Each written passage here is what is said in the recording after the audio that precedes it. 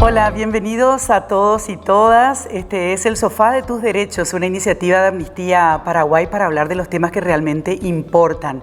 Y siempre decimos que para defender los derechos tenemos que ser ciudadanos protagonistas y vigilantes. Necesariamente esto es una acción colectiva. Por eso vamos a tratar de abordar estos temas que decíamos son importantes, tenemos que saber sobre ellos, tenemos que manejar conceptos y queremos hacerlo desde un lugar, desde una mirada interdisciplinaria.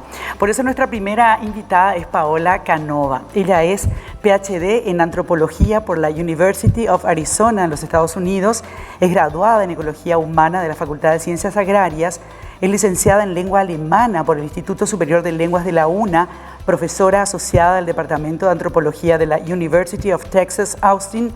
Desde el año 2000 conduce investigaciones sobre pueblos indígenas en el Paraguay, sobre todo sobre los ayoreo en el Chaco. Hola Paola, ¿cómo estás? ¿Qué tal? Gracias por recibirme. Un gusto, creo que son temas de los que tenemos que hablar, porque muchas veces para empoderarnos tenemos que saber de qué estamos hablando, cómo ser vigilantes si no conocemos lo que tiene que ver con estas problemáticas que de verdad preocupan, sobre todo por los últimos casos que se han dado, fundamentalmente en los últimos años, donde no sé si hay mayor cantidad de casos de violencia contra la mujer o se difunden mucho más estos casos de violencia contra la mujer. Pero empecemos con algo que es muy básico y que es justamente definir qué es la violencia de género y en particular la violencia contra las mujeres. Bueno, la violencia de género nosotros entendemos como antropólogos como una manifestación de las relaciones históricas de poder entre hombres y mujeres.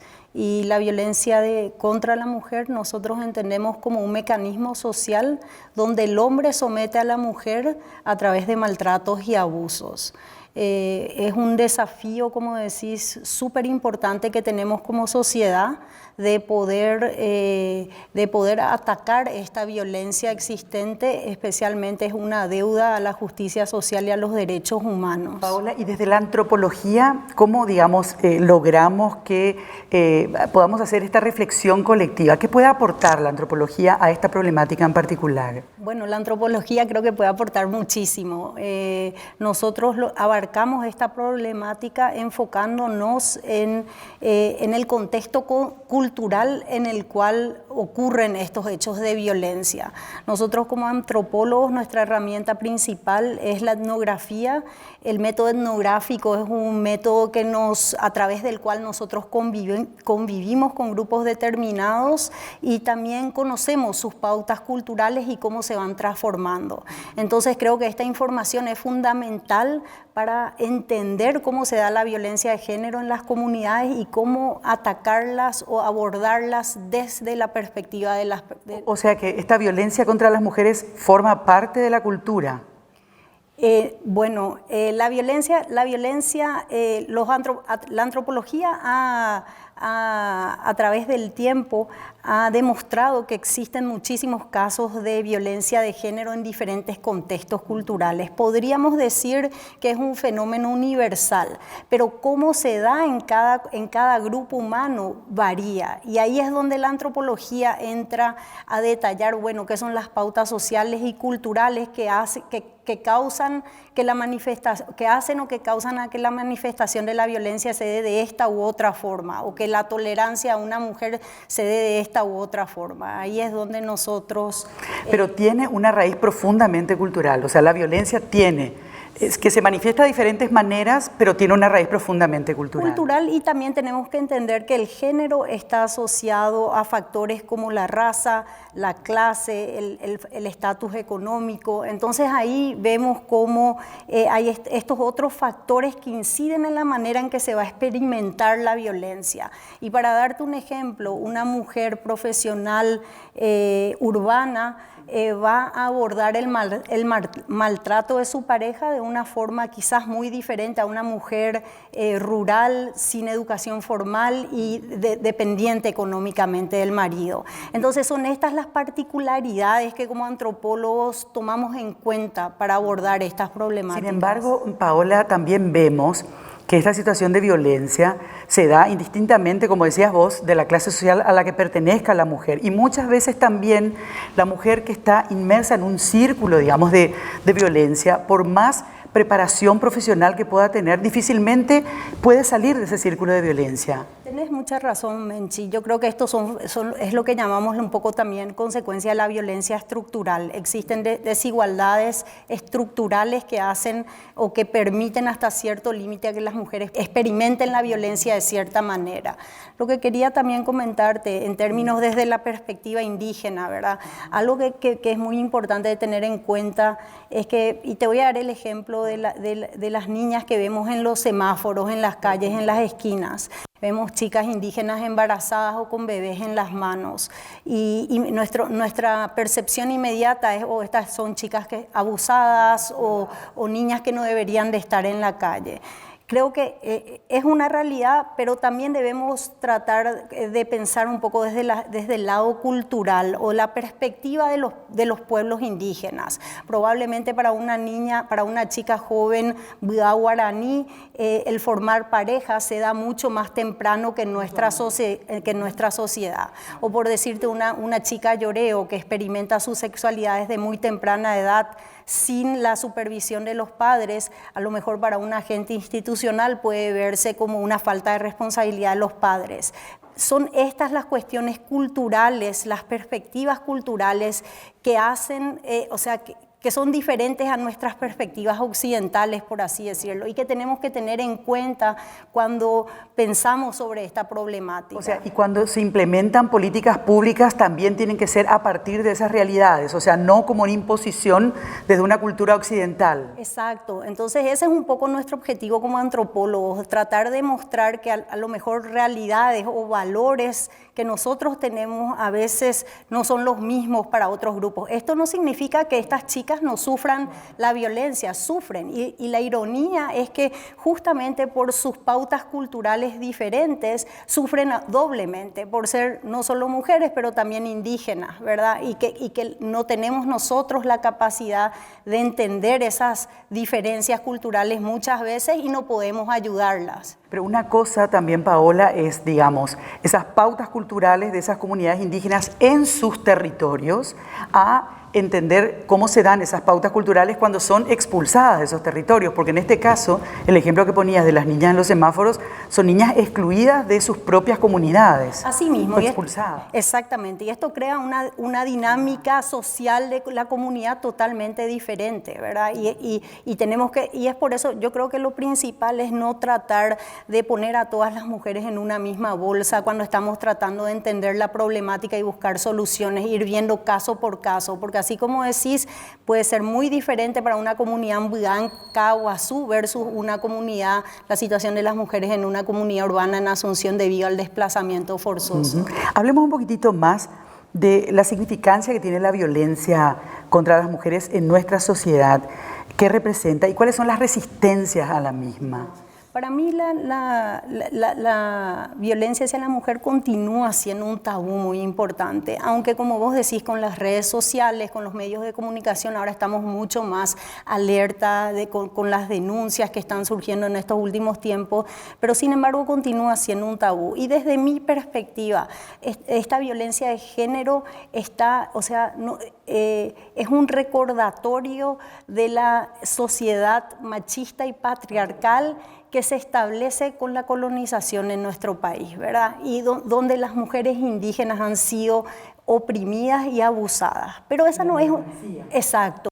Pero esa no es una, si te das cuenta, no es un discurso que nosotros escuchamos comúnmente. El discurso que nosotros escuchamos es el de la mujer paraguaya, madre de la nación. La cuñahuapa. La cuñahuapa, la mujer indígena cuidadora de los bosques. Y son adjetivos positivos y que es una realidad. Pero hay que tener cuidado porque son un poco simplistas en el sentido de que esconden la historia de violencia y opresión que vivieron mujeres indígenas desde la colonización. Y cuando te hablo de colonización, te hablo hasta recientemente. Para darte un ejemplo, las mujeres guaraníes occidentales que se establecieron a comienzos del siglo XX en Mariscal Estigarribia, que vinieron de Bolivia, entraron en matrimonios interétnicos con paraguayos. esos matrimonios eran frutos de abusos y violencias, o sea, violaciones. Entonces es una historia que muchas veces no escuchamos, ¿verdad? En el caso Ayoreo, el contacto fue mucho más reciente, recién a mediados de la década de los 60, y la violencia de la colonización o de la entrada de ellos a la sociedad envolvente les ha causado un cambio dramático a sus roles de género. Las mujeres ayoreo participaban en la esfera productiva al lado del hombre y fueron completamente desplazadas, y hoy en día son los hombres los proveedores y ellas dependen económicamente. Ellas vivían en equidad, digamos, antes de que se diera la salida de sus territorios. ¿Podemos hablar de equidad entre hombres y mujeres? Se puede hablar de mucho mayor equidad de lo que vemos nosotros ahora en nuestra sociedad. Sí. Yo creo que tenían roles muy específicos y diferenciados hombres y mujeres. Pero yo creo que estas mujeres han resistido, o sea, cuando hablas de preguntas de resistencia, yo creo que ellas han resistido de diferentes maneras. Te cuento que las mujeres ayoreo, por ejemplo, en la etapa previa al contacto, eran las que distribuían los bienes recolectados del monte. Entonces, ¿qué hacen hoy? Ellas agarran el sueldo del marido y son ellas las encargadas de administrar el sueldo del marido, ¿verdad? Pero este es un fenómeno que está cambiando ya ahora, ¿verdad? Entonces vemos también cómo las transformaciones del medio hacen que ellos vayan lentamente. Ahora ya hay hombres que están cuestionando esto y están diciendo, no, pero yo también quiero administrar mi sueldo, ¿verdad? En el caso de las mujeres guaraní occidentales, por ejemplo, ellas, una manera en que han resistido es de invisibilizar su identidad indígena en la ciudad de Mariscal Estigarribia para no seguir sufriendo discriminaciones, pero mantener hacia adentro, seguir reproduciendo esa identidad indígena. Entonces esas son formas fascinantes de resistencia, pero que no siempre asociamos con la resistencia de salir a las calles o de participar de manifestaciones o protestas. Son pasos, voy a decir... Sí, por ahí pequeños, digamos, y que pasan desapercibidos, pero que son sumamente importantes para mantener su identidad también. Así mismo, y que nos recuerdan que las mujeres están empoderadas y están buscando la manera muchas veces de sobrellevar. Paola, y qué notable, qué riqueza hay ahí, ¿verdad? Sí, hay una enorme riqueza y sin embargo, desde el Estado es como que esa riqueza no es tenida en cuenta, es absolutamente desconocida, te podría decir, de lo que vemos. Por ahí, no sé, a lo mejor yo no conozco profundamente el tema, pero me da la impresión de que desde el Estado no se han dado respuestas acordes a esas importantes resistencias que se encuentran. Así es. Creo que, ese creo que tiene que ser el rol fundamental es de gente trabajando en el ambiente y ONGs y otras instituciones, es no de tratar de imponer nuestras propuestas eurocéntricas, sino que ir a investigar y conocer qué piensa la gente, cómo la gente resuelve los problemas. A lo mejor una instancia de violencia se habla a nivel comunitario, se piensa a nivel comunitario, o sea, hay diferentes maneras en que diferentes grupos articulan esto. ¿Y por qué ha pasado tanto tiempo y seguimos desoyendo, invisibilizando todo esto, Paola? Y yo creo que se han dado pasos importantes, ¿verdad? Hay que reconocer la gente que está trabajando en el campo y que está intentando, pero tenés razón, sí, es muy lento. Te voy a decir que para mí es tristísimo llegar a una comunidad indígena en el siglo XXI y donde haya habido una chica recientemente violada por el padrastro y que la madre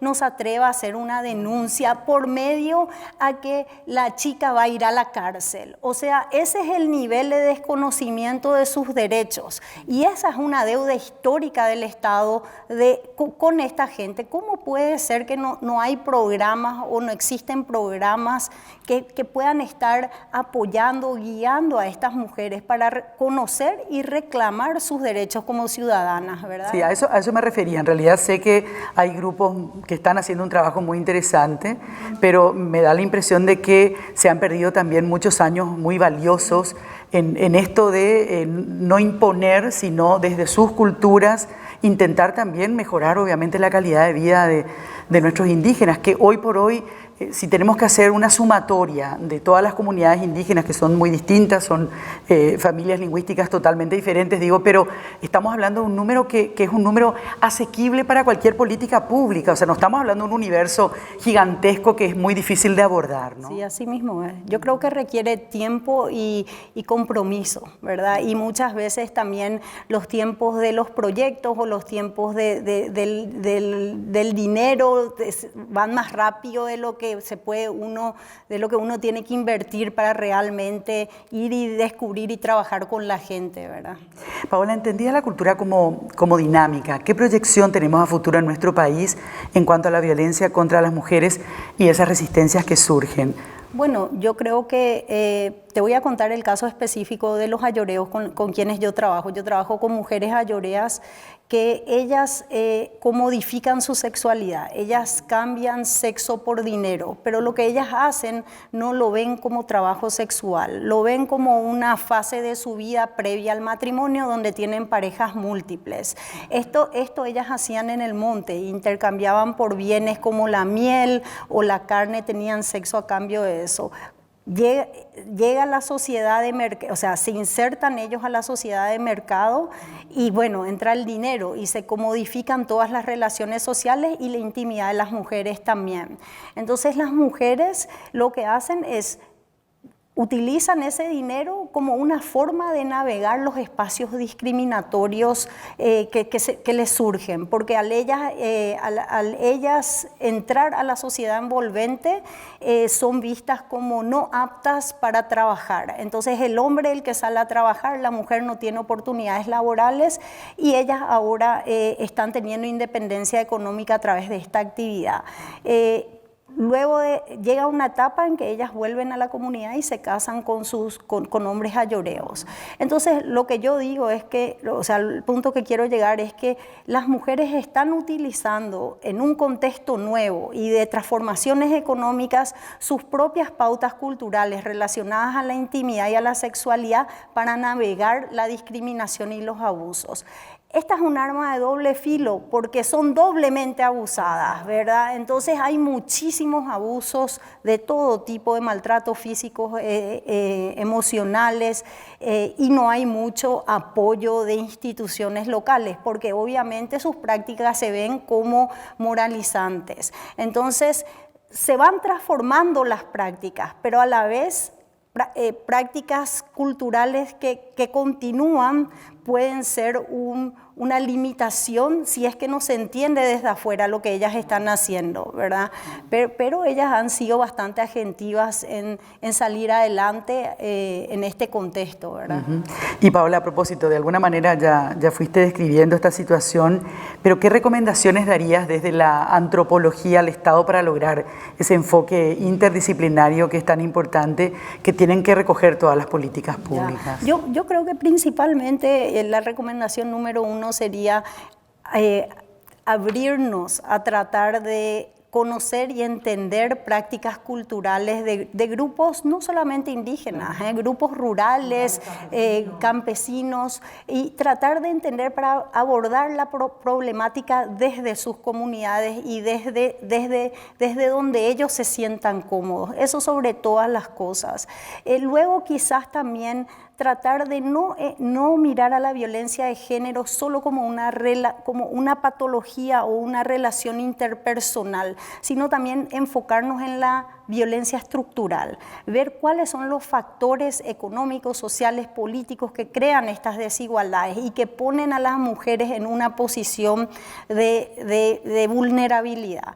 Y también, por último, yo diría los fondos, ¿verdad? O sea, hay muchos programas, pero no hay fondos. Entonces, cuando finalmente una chica indígena en una comunidad a 80 kilómetros de Filadelfia decide hacer una violación por un abuso de un hombre paraguayo no indígena, la Secretaría de la Mujer no puede llegar porque no tienen gasoil. O sea, al final es la infraestructura, de nuevo, la que no permite que se... Llegar a tiempo. Exacto. Entonces también eso sería, es nuestro pedido de siempre, ¿verdad? Que hayan los fondos para que se puedan implementar los programas, dar seguimiento a los casos y proteger a las mujeres, ¿verdad? Y me parece muy interesante lo que decías, Paola, bueno, todo lo que has dicho en estos minutos de charla, pero abordar el tema como violencia estructural. Y lamentablemente desde muchos sectores de la sociedad paraguaya, cuando hablamos de violencia estructural, automáticamente nos tirotean porque mucha gente prefiere quedarse en la cosa que está ahí arriba, en la punta del iceberg, y no ver todo lo que hay por debajo. Y esa violencia estructural es la que no se aborda. Se aborda y se ataca esa violencia, el vandalismo, entre comillas, pero nunca las causas que llevan a las personas probablemente a manifestarse de esa forma, ¿verdad? Exacto, y yo creo que ese es nuestro desafío, de cambiar esa percepción, ¿verdad? O de tratar de poner siempre de nuevo la culpa en la pobreza, la culpa en la falta de educación, o sea, cuáles son las oportunidades que han tenido las mujeres indígenas, cuántos chicos no he conocido, Menchi, de niñas desde 7 años que ahora tienen 18 años y no han tenido educación formal porque las escuelas, los colegios no funcionan en las comunidades indígenas, o sea, oportunidades, falta de oportunidades, y nosotros creo que tenemos que tratar de alguna manera de abrir esos espacios, ¿verdad? Paola, gracias por tu tiempo, un placer charlar contigo. Igualmente, gracias. Hasta pronto.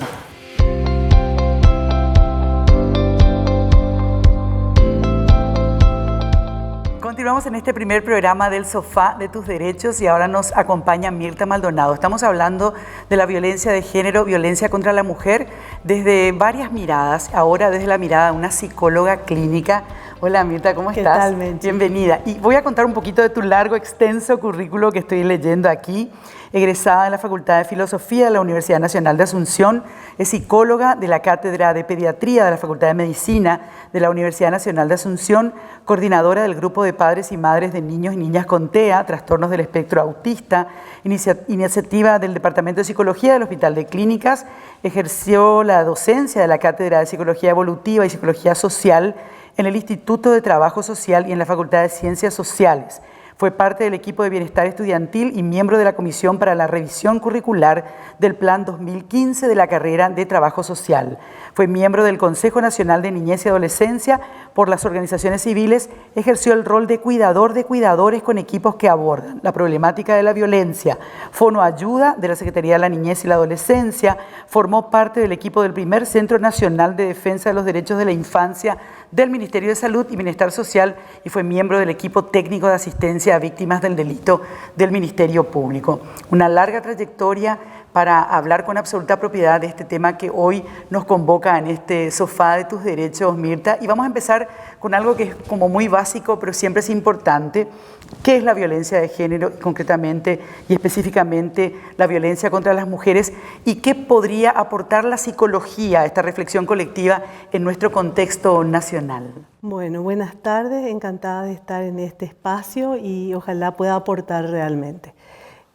Cuando hablamos, bueno, la psicología decimos que es la ciencia que habla de los procesos mentales, de los conflictos intrapsíquicos, que habla de la conducta humana. Entonces creemos que hay muchos elementos que desde esa disciplina se puede aportar a todo el tema de la violencia. Cuando hablamos de la violencia de género, que en realidad genera tanta urticaria el tema de género, ¿verdad? Entonces podemos hablar de la violencia hacia las mujeres. Hablamos de relaciones de poder. En realidad es para nosotros muy importante colocar el tema de relaciones de poder porque podemos ampliar la mirada de la violencia y no quedarnos en los ámbitos más chicos, más privados, solamente domésticos. Entonces, cuando hablamos de relaciones de poder, hablamos de una imposición de un sector sobre otro, de una clase sobre otra, digamos, de relaciones más complejas. Entonces, para nosotros es importante esta mirada desde la psicología, porque a veces pensamos que es un acto aislado, privado, la violencia hacia las mujeres, y en realidad es una expresión de una violencia, como decimos, estructural, mucho más amplia y arraigada de lo que nos gustaría que sea realmente. Mirta, ¿existe un perfil psicológico de la persona que ejerce violencia contra las mujeres y también de la víctima?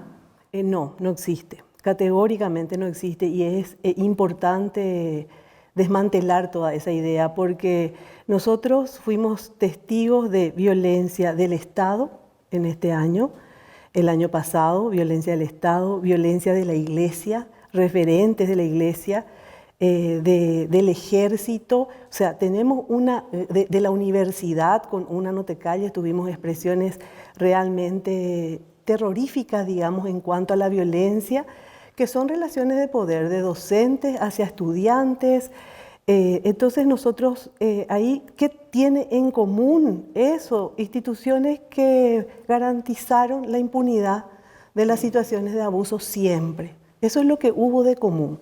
Y en las relaciones afectivas de la violencia hacia las mujeres, también tenemos una gama, ¿verdad?, de expresiones, de gente que inclusive decimos no puede ser, ¿verdad? O sea, que la misma familia dice, pero imposible que él haga eso. Entonces, no hablamos, y lo que constatamos en la clínica con las mujeres que son víctimas a partir un poco de la experiencia, que es importante recuperar esa experiencia como aprendizaje y que podamos transmitir, es mujeres casi en su mayoría víctimas de abuso sexual, que tienen historia de abuso sexual, que tienen historias de sometimientos, de que cuando hubo problemas para la escolarización fueron las primeras en ser excluidas del sistema.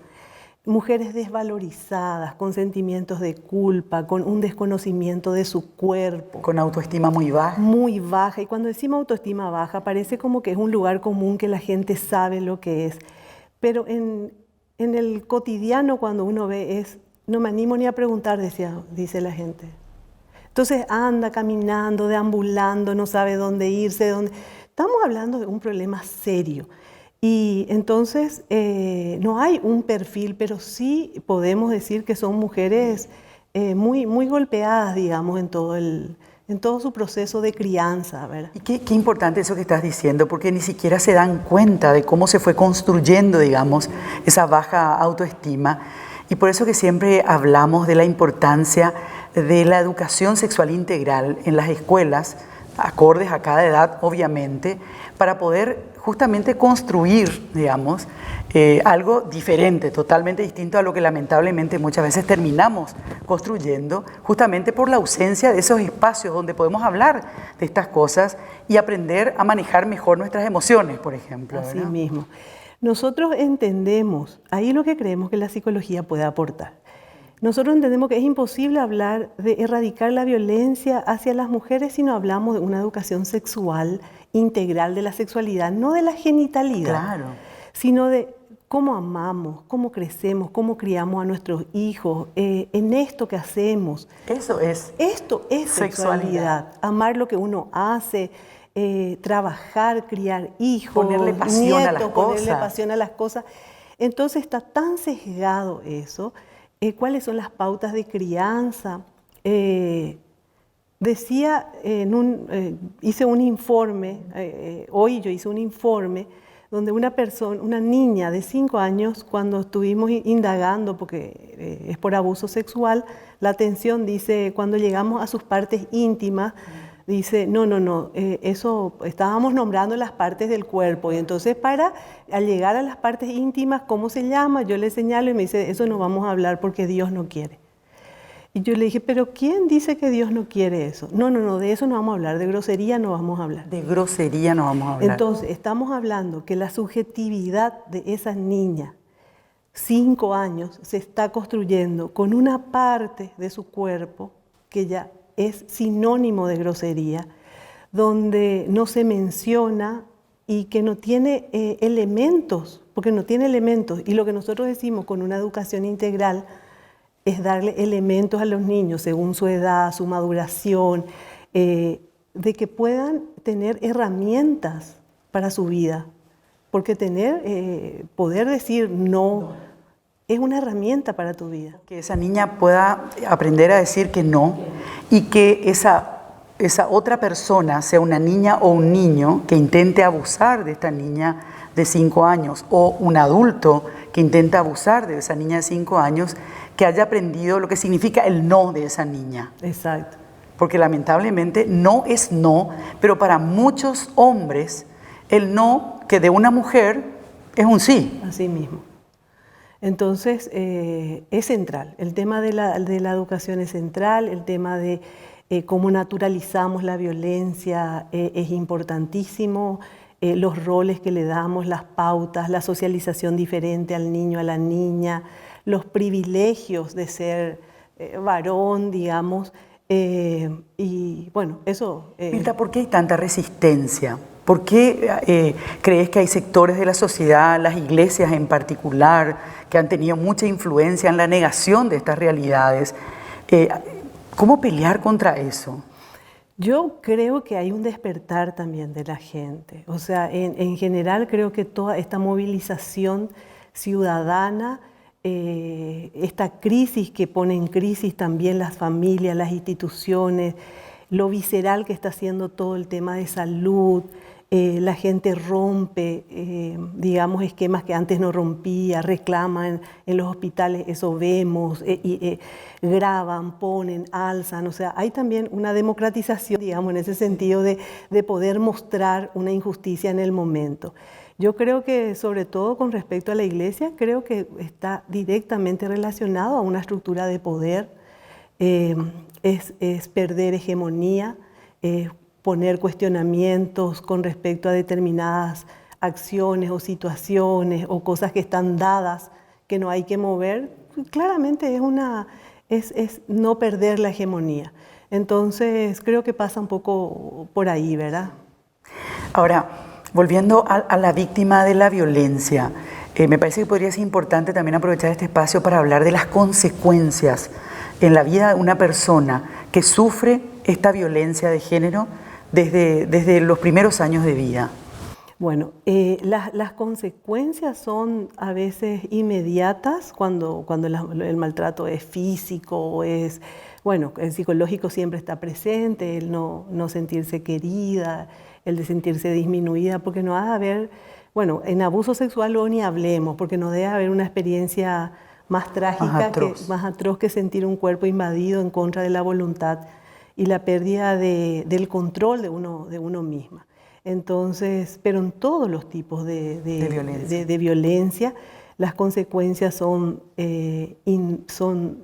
inmediatas, pero también son a largo plazo. Y eso nosotros constatamos en la clínica.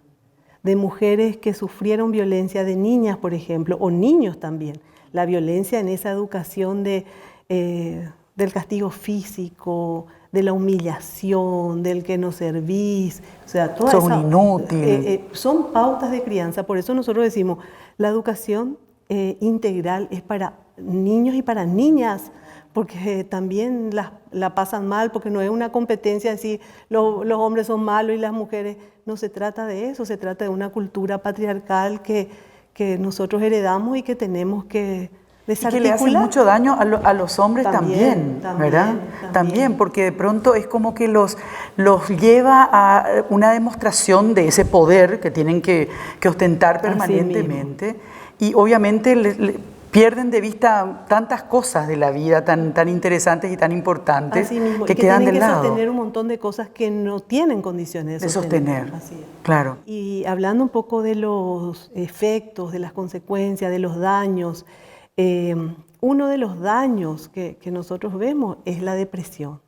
O sea, la gente que pierde entusiasmo con la vida, por decir de forma, digamos, sencilla, que le cuesta levantarse, que le cuesta hacer las cosas. Como cuesta arriba todos los días. Exacto, que es todo muy pesado. Y después los problemas de salud psicosomáticos, los dolores, que no tienen, digamos, una causa, pero que están ahí permanentes.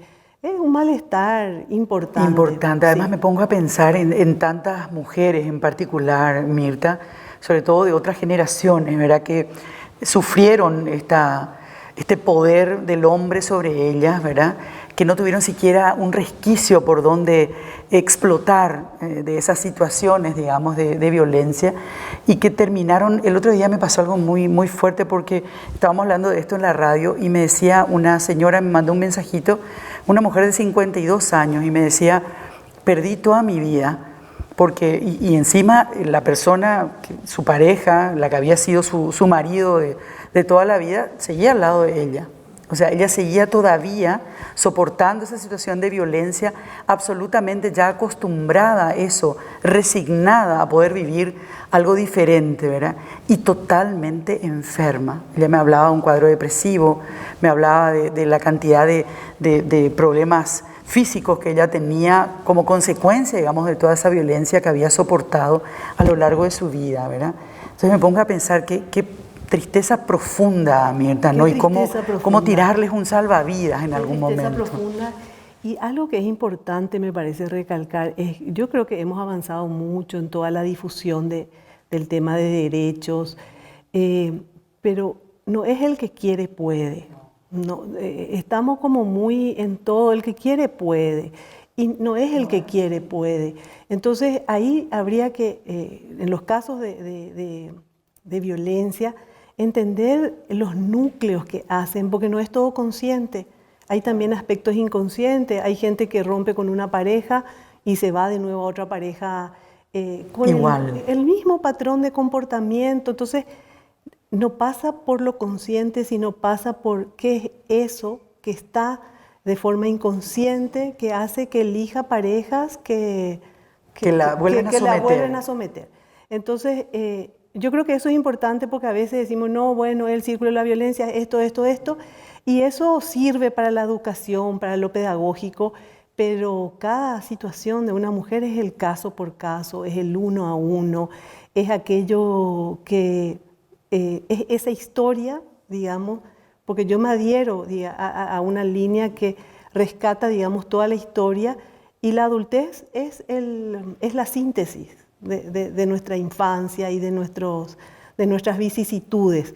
Entonces, ver en cada persona de qué se trata para desatar esos nudos que están ahí y que no puede desatar. ¿Y se pueden desatar todos los nudos, Mirta? ¿Se puede recuperar totalmente una persona que ha sufrido violencia a lo largo de mucho tiempo? Ahí sí hay una disposición de cuando la gente quiere cambiar, y hay un montón de casos de gente que cambió y se fue a lo opuesto, de parejas, digamos, de relaciones sanas, agradables, placenteras.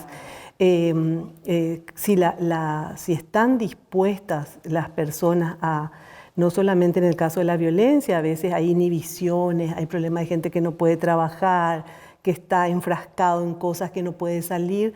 Cuando se decide a ver de qué se trata eso, sí se puede recuperar. No hay una recuperación entera en el sentido romántico, vamos a decir.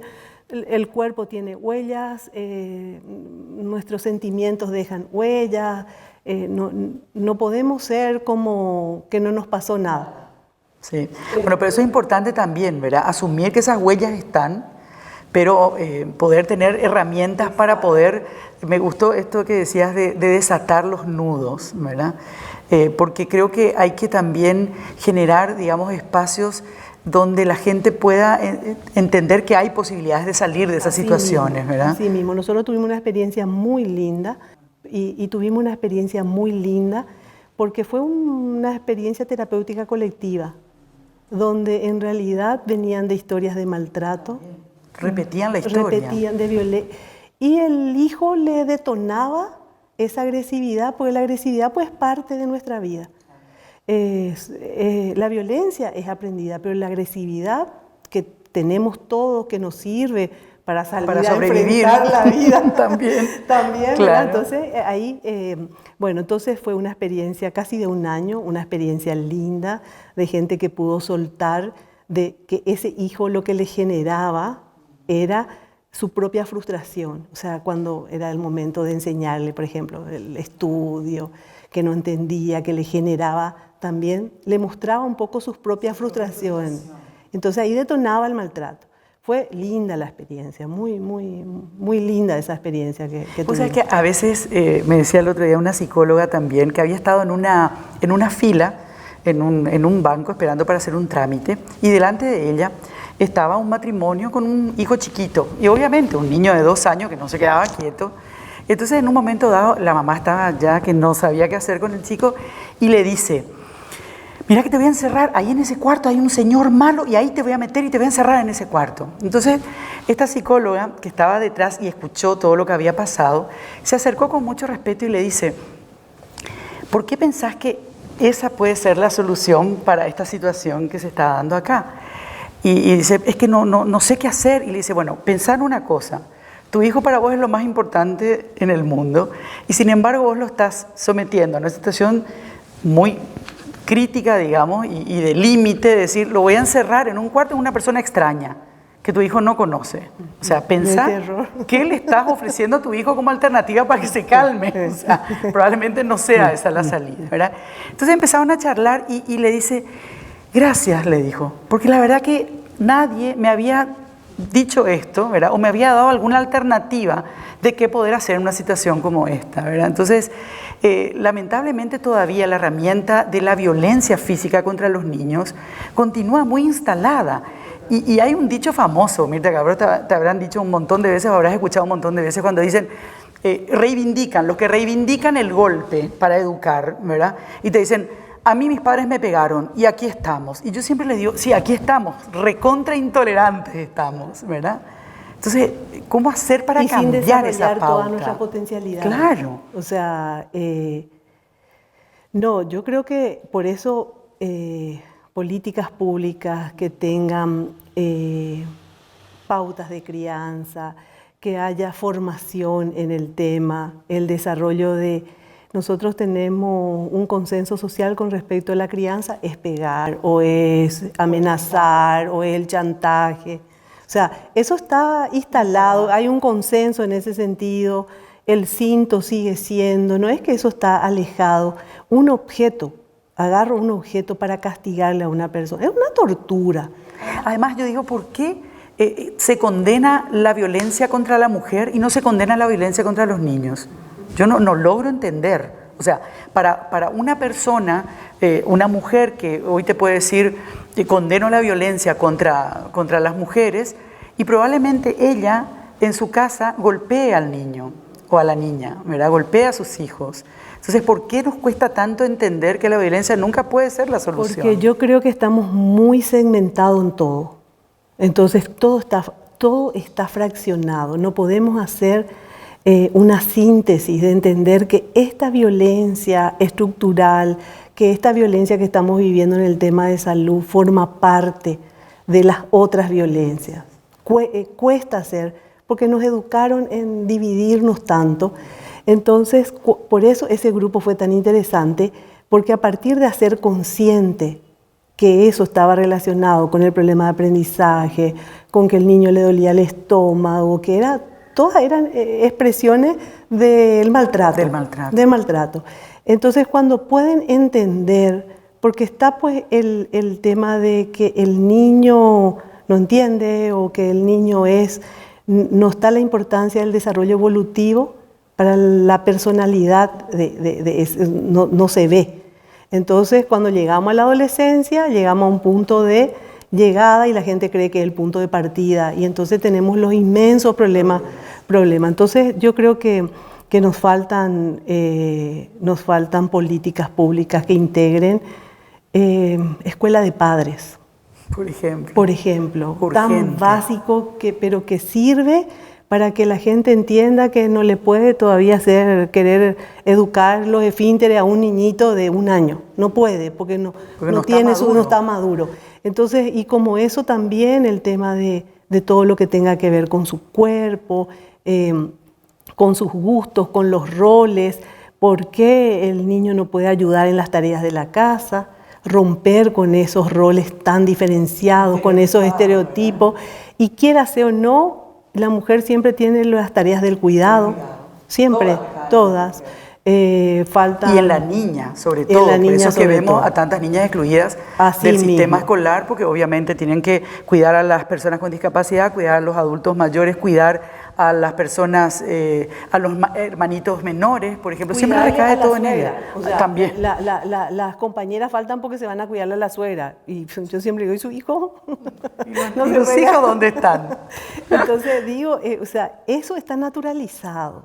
Está naturalizado y hay que desnaturalizar Ahora, eso. con estos grupos tan conservadores que tenemos todavía en la sociedad, que se interponen en todas las políticas públicas que intentan justamente llegar a esto que vos estás diciendo. Por ejemplo, este plan de la niñez y la adolescencia, que estaba muy bien diseñado por la ministra Teresa Martínez, y sin embargo ahí, ¡pum!, irrumpen de vuelta los grupos conservadores, grupos religiosos, a impedir, a poner el palo en la rueda. ¿Cómo hacemos? Tenemos que trabajar las bases. Hay que trabajar con la juventud, hay que trabajar con las mamás, porque en realidad son cúpulas nomás. Porque nosotros, la gente con la que yo trabajo es gente popular, y que cuando hablamos acerca de que su hija haya tenido una opción de una chica, que eso no es, cuando hablamos de por qué discriminarle, y la gente entiende. O sea, por eso digo, Son pataleos de grupos que se resisten a perder privilegios. Cupulares, ¿verdad? En donde tenemos que seguir trabajando, ¿verdad? En seguir aportando lo que podemos y lo que sabemos y lo que nos dio la Universidad Nacional. Mirta, gracias por tu tiempo, un placer. Gracias a vos, Menchi, y Amnistía, por este espacio. Un gusto.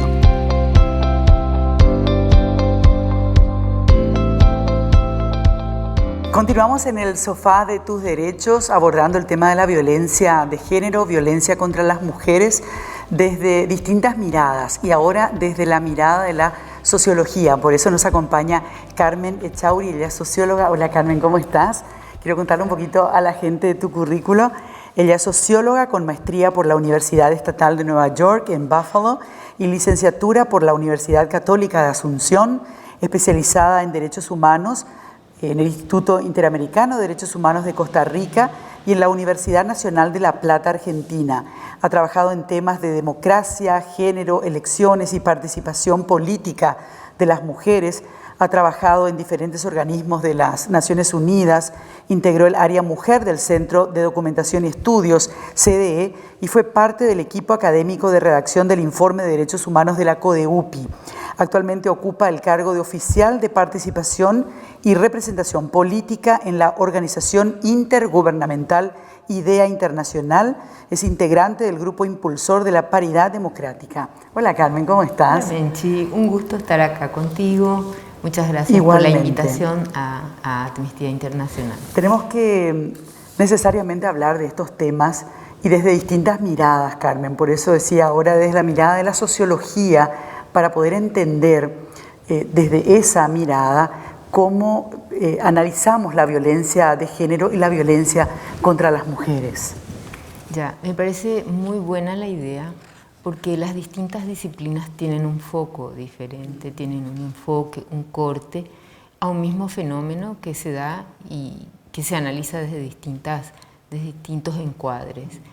El tema de género, digamos, para la sociología, bueno, antes la sociología estudia los procesos colectivos, los comportamientos colectivos que producen las sociedades humanas, ¿verdad? Se busca interpretar esos fenómenos, analizar las estructuras, las causas y las consecuencias de los fenómenos y, por supuesto, vincular con el contexto sociohistórico en el cual se desarrollan esos fenómenos y con dimensiones como la economía, la política, los fenómenos sociales, la pobreza, la desigualdad, entre otros. De alguna manera, ya estás hablando de lo que te iba a preguntar ahora, que tiene que ver con las bases de esa violencia, las causas de esa violencia, que son múltiples. No podemos hablar de un solo tipo de causal de esa violencia, Carmen, ¿no? La violencia en general y la violencia de género en particular, de hecho, tiene múltiples causas. Es un fenómeno multicausal, ¿verdad? Y antes de referirme al que entendemos por violencia de género, quizás valga la pena repasar un poquito el concepto de género visto desde la sociología. Tan traído y llevado el tema, ¿verdad? Tan negado el tema también. Negado. El género es una categoría de análisis que construyen las disciplinas para interpretar los hechos de la realidad. permite mirar con esos lentes, porque las teorías son lentes. Es decir, no hay disciplina que no tenga un marco teórico para interpretar los hechos de la realidad de acuerdo a su objeto de estudio, ¿verdad? En este caso, el género es como una categoría, una herramienta de análisis para mirar los procesos sociales, las relaciones entre las personas, que son las relaciones sociales, igual que el concepto de clase, que mira la relación que hay entre las personas, para hablar así de manera muy simple y mal y pronto, como se dice, el lugar que ocupan las personas respecto a los recursos que produce una sociedad. ¿Dónde están las personas que tienen el capital, digamos, económico, y quienes no lo tienen o tienen a través de un salario? Entonces se busca mirar las relaciones sociales, en este caso las relaciones de clase, ¿verdad?, que es las relaciones económicas que se dan en una sociedad y a una escala colectiva. El género busca mirar esas estructuras que configuran relaciones entre mujeres y hombres basadas en el género de las personas. ¿Y qué entendemos por género? Toda esa construcción que hay en torno al sexo biológico, ¿verdad?, que se construye desde la cultura, desde las consideraciones sociales, las expectativas sociales acerca de lo que el comportamiento masculino y el femenino deberían ser. Esas son las expectativas sociales. A partir de eso también se construyen estereotipos, ¿verdad?, de género. Y debemos reconocer que el género tiene jerarquías, ¿verdad? Entonces hay una jerarquía entre los géneros, el femenino y el masculino, por hablar, digamos, acotar a la relación hombre-mujer más clásica, ¿verdad? Entonces existen jerarquías de género como existen jerarquías de otro tipo cuando miramos otro fenómeno, ¿verdad? Entonces, en este desarrollo y construcción desde la cultura, las relaciones sociales, todo lo que es femenino fue codificado con una valoración menor. Hay una supremacía en la valoración de lo masculino. Entonces, la violencia de género tiene base, se dice en razón de género, y es en relación a las desigualdades de poder que hay en las relaciones de mujeres y hombres. Es como estar en lugares diferentes en relación a la distribución del poder. Y eso tiene muchísimas consecuencias, causas, por supuesto, desde causas económicas, históricas. Esto es algo, es una problemática estructural que no se gestó de un día para otro, sino a lo largo... Estamos hablando de siglos. Exactamente, una construcción que lleva años. La violencia de género no es un problema individual, es colectivo, es estructural. Y es universal también. Es universal, es global, se da en todas las sociedades humanas. Entonces, y primero se estudió el género, digamos, las diferencias de género en comunidades, poblaciones indígenas, en grupos étnicos, donde se veía que en algunos grupos étnicos, con los estudios de Margaret Mead, por ejemplo, sí, que mostraban que el comportamiento masculino en ciertas comunidades, en ciertas sociedades, no era el tradicional que ella observaba en las sociedades más occidentales, ¿verdad? Y a partir de eso se fue construyendo la teoría, que es un lente para mirar la realidad, del sexo-género, ¿verdad?, donde existe una base material de los cuerpos, que es el sexo, esa base material biológica es materia, no podemos eludir. El cuerpo existe y el cuerpo de las mujeres existe, y el cuerpo de las mujeres a su vez fue cargado con significados, con restricciones, con tratos desiguales. Porque la discriminación, paso a otro tema, ¿verdad? Que aplica también a las relaciones de género, que es la discriminación. Ese trato diferente y desigual, que significa una resta de derechos, una merma de derechos de una de las partes. Un trato desigual que afecta la dignidad de la persona, afecta su integridad en la violencia. La integridad de la persona está comprometida, sea la integridad psicológica, física, su dimensión económica está constreñida, porque la violencia afecta tanto físicamente como psicológicamente y merma las capacidades, las energías de una persona. ¿Cómo entender esa resistencia que hay en ciertos sectores de la sociedad paraguaya, hablando ya concretamente de nuestro país, aunque sabemos que es un fenómeno global, pero en Paraguay en particular en el siglo XXI la negación del género, por ejemplo, ¿verdad? El solo hecho de mencionar la palabra género genera en algunos sectores de la población paraguaya una enorme resistencia y una negación absoluta, ¿verdad? Incluso hemos sido testigos, Carmen, de autoridades que han levantado la voz para decir, ante el reclamo de estos grupos ultrafundamentalistas, conservadores, vamos a quemar todos los libros que contengan la palabra género.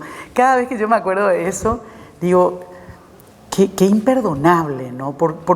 Pero en el fondo, por un lado, imperdonable, y por otro lado, uno puede entender justamente porque no quieren perder esa relación de poder que han tenido siempre, que significaría perder privilegios también, ¿no?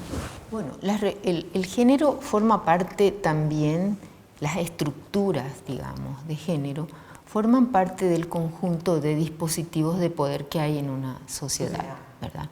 El lugar que ocupamos las mujeres, digamos, un lugar relegado, un lugar que sostiene la sociedad, que se reconoce, digamos, en la retórica, pero en la práctica no. No, en la práctica nos niegan derechos, sí, en la retórica nos ensalzan. Sí. Y es un tema complejo, es decir, como todo fenómeno, este fenómeno también es complejo. Y ahí entran a tallar muchísimas cosas. El nivel de desarrollo educativo, el nivel de desarrollo de la academia, que es muy importante. En otras sociedades de América Latina y bueno, de Norteamérica y Europa, por supuesto también, donde tienen instituciones académicas muy potentes, de larga data, con una tradición impecable. Sí, una tradición de producción de conocimientos y de aporte a la interpretación de los hechos que ocurren en la realidad. Es decir, pongo el ejemplo de México, donde el año pasado salió un decreto presidencial relativo a la adopción de una ley de violencia política de género que afecta a 5 cuerpos legales, creo que son 5. Al mes había cientos de artículos académicos de altísimo rigor que estaban dando un espejo a una decisión política, a una decisión que ocurrió en otro ámbito de la academia, pero la academia tiene ese rol de interpretar la realidad, de apoyar, de leer, es la materia prima del trabajo académico, de investigación. Claro. Carmen, ¿y acá estamos muy lejos? Estamos lejos, o sea, las cifras de educación respaldan. Hay que ir siempre a los datos. Los datos son como los marcadores, los indicadores de lo que decimos, digamos, desde la teoría. Hay un feedback constante entre la teoría y la realidad, ¿verdad? Y esa es la construcción de conocimientos. Entonces, estamos lejos en todos los niveles educativos. No te puedo decir las cifras, digamos, en este momento, pero sí, solo hay algunas como pequeñas luces que te dan la pista de que esto puede evolucionar. Por ejemplo, el espacio que se creó en la Faxo, el hecho de crear la Facultad de Ciencias Sociales en una universidad nacional es muy importante y tenemos que cuidar ese logro. Creo que si ahí se logra instituir una academia sólida, eso va a redundar en beneficio del desarrollo de esta sociedad. Entonces, digo que es muy importante la producción académica para interpretar eso. Estudios sobre violencia tenemos algunos, y muchos son estudios de centros privados que hacen una gran contribución para ir despejando las miradas, para ir entendiendo lo que pasa. La dirección, bueno, ya no es dirección, es el INE, el Instituto Nacional de Estadísticas, también produce información estadística confiable. Y el análisis de esos datos es muy importante para generar un conocimiento, porque una cosa es producir los datos y otra cosa es interpretar los datos. Totalmente. Carmen, me parece que es muy importante aprovechar este espacio también para hablar de algo que no se habla habitualmente cuando hablamos de violencia contra las mujeres, que es la violencia política contra las mujeres. Y creo que se han dado en los últimos días ejemplos concretos de esa violencia política contra las mujeres, que hace que obviamente muchas mujeres rehuyan a la posibilidad de tener una participación política en esos espacios de poder donde se toman decisiones. Todavía tenemos un porcentaje muy bajo de mujeres participando, por ejemplo, en el Congreso Nacional, ¿verdad? Así mismo.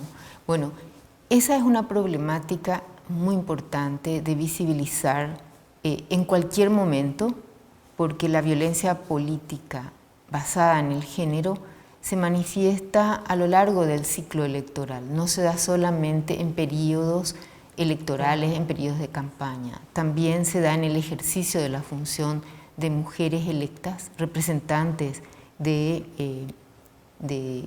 cuerpos colegiados como son las dos cámaras del Congreso o son las juntas municipales o las intendencias propiamente. Sí, las intendencias, las juntas. Las gobernaciones que no existen, hay mujeres. Entonces, exactamente, hay 0% de mujeres en las gobernaciones como gobernadoras. Desde IDEA Internacional estamos trabajando esta problemática desde hace poco más de 2 años.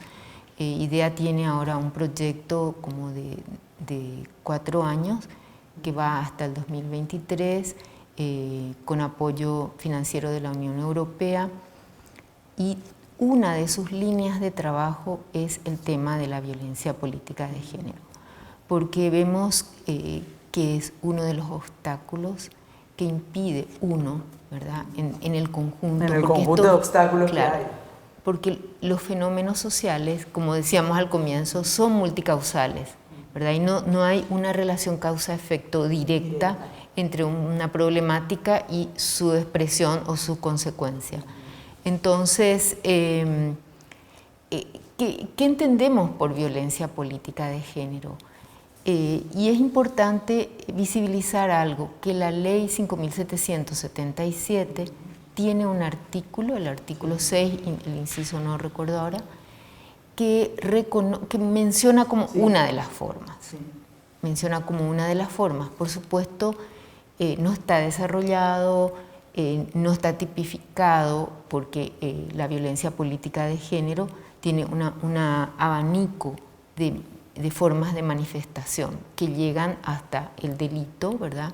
Formas muy graves que le llaman gravísimas en la ley modelo interamericana sobre violencia política de género del año 2017, la CIM, Comisión Interamericana de Mujeres de la OEA, produjo un documento modelo, una ley marco para la región. Y es un documento buenísimo donde define qué es la violencia política de género y cuáles son sus efectos, y también da un catálogo de de medidas que se pueden tomar, porque la violencia política de género es violencia de género contra las mujeres en la política, en razón de estas relaciones de poder desiguales que sitúan a la mujer en desventaja en todos los ámbitos, en el ámbito privado y en el ámbito público. Y en el ámbito público, la entrada de las mujeres al ámbito público en la actividad política siempre va a ser con códigos masculinos, con códigos de relaciones de poder definidas en términos masculinos, simbólicamente y realmente. Entonces, la violencia política de género es un dispositivo de control que busca disuadir a las mujeres en el avance de su carrera política o en el momento en que quieran presentarse como candidatas. Y está surtiendo efecto, Carmen. O sea, surte efecto, digo, esa violencia para evitar que muchas mujeres ocupen esos espacios o comiencen una vida propiamente en la actividad política, porque los números retroceden. En vez de avanzar, hoy tenemos menos mujeres que las que habían en algún momento. Tampoco hubo muchas, las que hubiéramos deseado o querido, ¿verdad? Pero hay menos. Entonces, evidentemente, esto está horadando, ¿verdad? Está generando ese efecto negativo de impedir la participación de mujeres en la actividad política. La violencia saca a las mujeres de la cancha política. La cancha de la política ya es una cancha inclinada. El juego es desparejo. Las mujeres juegan con viento en contra cuando entran a la política. Y a propósito de eso que estás diciendo, Carmen, me parece muy importante recordar, y ahí tuvimos con Carmen la posibilidad de encontrarnos muy a menudo cuando se intentó lograr la ley de paridad, ¿verdad? Que, bueno, tuvo buen resultado en la Cámara de Senadores, pero después en la Cámara de Diputados deformaron totalmente la ley de paridad y la convirtieron en cualquier otra cosa, ¿no? Y finalmente fue mejor que la vetaran, porque así como había quedado, eso era un adefesio que no servía para absolutamente nada. Pero ahí sentimos esa lucha por no perder el poder, ¿verdad? Es muy importante lo que decís, Menchi, porque una ley de paridad busca aterrizar ese principio de igualdad entre los sexos en la representación política. Y el mecanismo es una ley, ¿verdad?, que busca equiparar la representación, que mujeres y hombres puedan estar representados en la toma de decisiones de una sociedad que es plural. Y el pluralismo es uno de los atributos quizás más importantes de un régimen democrático. Donde el pluralismo se borra, tenemos que empezar a dudar de qué tan democrática es esa sociedad. El pluralismo en el sentido de que el sistema político permita que las voces diversas que traen intereses y necesidades de la sociedad puedan canalizarse a la arena política, que puedan tener una expresión política. Entonces, las mujeres son parte de esta sociedad y mitad de la población. ¿Cómo miramos a la democracia representativa? Con sospecha cuando no hay mujeres ocupándose también de las decisiones que afectan la vida de la mitad de la población, pero además de los otros. Todos. Es traer una mirada específica de las mujeres, es hacer que los derechos que están establecidos y constituidos formalmente cobren realidad en la práctica. Es decir, los derechos políticos de las mujeres fueron otorgados por el Estado paraguayo en 1961, ¿verdad? Sí. Muchísimo tiempo, fue el último país de América Latina en otorgar el voto a las mujeres. El voto a las mujeres. Y no sé por qué no se ha querido otorgar. Es muy importante entender eso. Es porque al entrar a la política, las mujeres están ocupando un espacio que es dominado por los hombres. ¿Qué ves a futuro en nuestro país, Carmen, en relación a que se pueda aprobar una ley de paridad? Porque por ahí pasa el cambio que se pueda dar definitivamente en la sociedad paraguaya, ¿verdad? Sí. Más mujeres en el espacio público, discutiendo políticamente temas de la sociedad, normatiza la presencia de las mujeres en las decisiones políticas, ¿verdad? Ahora es como excepciones. Claro, entonces, como muestras, sí, digamos. Como... el presupuesto es que más mujeres transforman la política en el mediano y largo plazo, ¿verdad? Entonces, las mujeres somos parte de un sistema de relaciones de poder desiguales. Somos parte de esto que es el orden social patriarcal, ¿verdad? Entonces, que organiza la sociedad en función a relaciones desiguales, las relaciones entre mujeres y hombres desiguales. Entonces, somos parte, no tenemos que censurar a las mujeres que opinan en contra de sus propios derechos, ¿verdad? Son parte de este problema, pero son también parte de la solución, en la medida en que puedan reconocerse como portadoras de derechos, del derecho a la igualdad que consagra nuestra Constitución, la Constitución de Paraguay, en el artículo 48, es magnífica. También tenemos que, porque en esta relación desigual que existe entre hombres y mujeres, y atendiendo a que todavía por ahí estamos lejos de una presidenta de la República del Paraguay, ¿verdad?, que aquellos hombres que ocupen los espacios de poder tengan muy presente esta necesidad que tenemos de igualar derechos de hombres y mujeres para poder realmente decir que vivimos en una plena democracia, sin la exclusión de nadie, y por supuesto sin la exclusión del 50% de la población paraguaya, ¿verdad?